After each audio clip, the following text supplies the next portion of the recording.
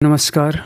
सूर्य और चंद्रमा पर जो सीरीज चल रही है उसी क्रम में आज के वीडियो में हम कुंडली में आगे के भावों में सूर्य और चंद्रमा के द्वारा बनने वाले विभिन्न योगों के फलों की जानकारी प्राप्त करेंगे। इससे पहले के वीडियो में हम लग्न और दूसरे भाव में सूर्य और चंद्रमा की स्थिति के बारे में चर्चा कर चुके हैं।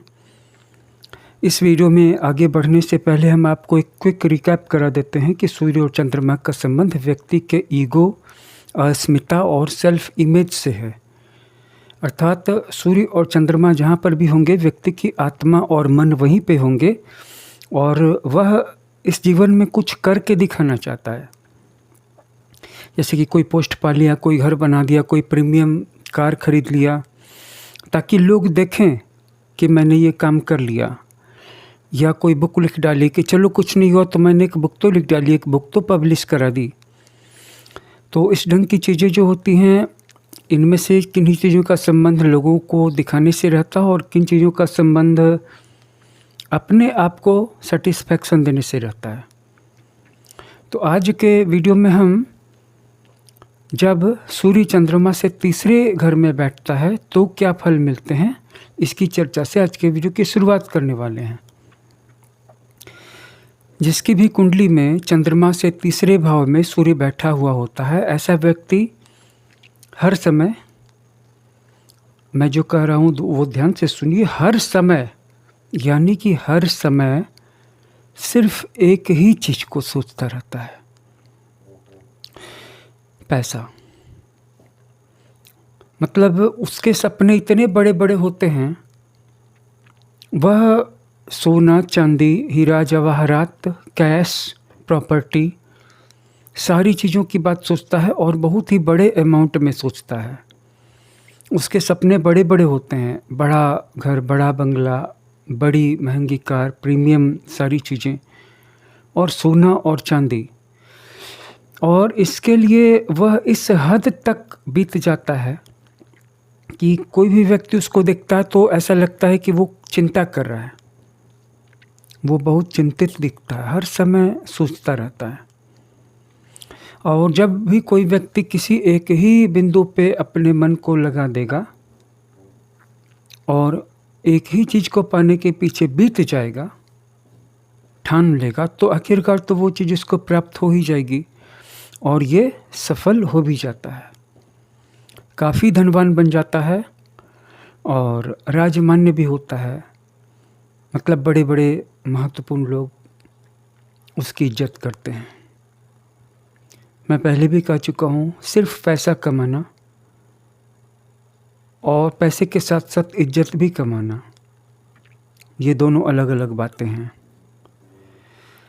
तो सूर्य से तीसरे भाव में, चंद्रमा से तीसरे भाव में सूर्य हो तो व्यक्ति हर समय बड़ी दौलत का सपना देखता है, उसी का विचार करता है, उसके लिए चिंतातुर रहता है, व्यग्र रहता है, प्राप्त भी कर लेता है। क्योंकि कोई भी व्यक्ति अगर किसी एक ही चीज़ को लगातार सोचता, चाहता और प्रयास करता रहेगा तो देर सबेर पा ही लेगा। अब हम इस वीडियो में आगे की कड़ी में बढ़ रहे हैं कि अगर सूर्य चंद्रमा से चौथे भाव में बैठे तो क्या फल मिलते हैं। इस सिचुएशन में व्यक्ति की अपनी माता के साथ कटुता बढ़ जाती है, अपनी माता को वो दुख देता है। मेरे पास हाल ही में एक ऐसी रेफरेंस आई, मैं नाम नहीं लेता, लेकिन एक महिला अपने भाई के बारे में बता रही थी कि उनके भाई अपने माता पिता को बहुत ज़्यादा सताते हैं और वो दोनों 75-80 वर्ष से ऊपर के थे माता पिता, और बहन यहाँ रह रही थी अपने ससुराल में। उसने अपने भाई की कुंडली देखने का आग्रह किया तो क्रूएल्टी इतनी ज़्यादा थी, और ऐसा नहीं है कि वो अपने माँ बाप को गला घोट के मार रहा था, इतना कठोर व्यवहार, इतनी डांट डपट कि उसके माता पिता वैसे ही गल के मर रहे थे। खैर जब जो भी हो, 2-3 महीने के बाद फिर बात हुई तो पता चला कि उनके पिताजी नहीं रहे। उसके कठोर व्यवहार के कारण वो परलोक सिधार गए। ऐसा नहीं कि उसने गला घोट के मारा होगा, वो उसकी डांट से मर गए, कमज़ोर हो गए थे, मानसिक दुख हुआ, दिल में तकलीफ हुई और घिर गए। एक जैसे कि दैत्य से, राक्षस से, दानव से कोई घिर जाए, वैसे ही वो उसकी क्रूरता से, उसकी कठोरता से, उसके गुस्से से दब गए। दुख की बात है कि उस परिवार में या उनके रिलेटिव में से कोई एक व्यक्ति ऐसा नहीं था जो कि उसकी उस हिंसा के खिलाफ खड़ा हो सके।